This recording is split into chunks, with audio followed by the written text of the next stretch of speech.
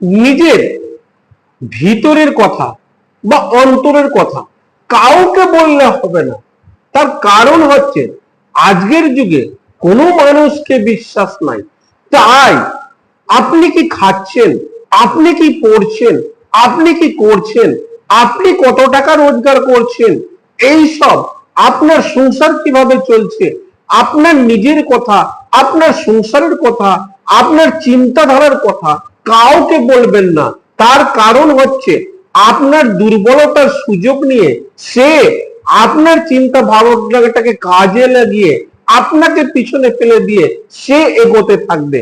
তাই বন্ধুরা, নিজের ভিতরের কথা, নিজের চিন্তা ভাবনার কথা, নিজের প্ল্যানের কথা, নিজের ফ্যামিলির কথা, নিজের চলাচলের কথা, নিজের ইনকামের কথা আজকের যুগে কাউকেই বলবেন না, কাউকেই বিশ্বাস নাই।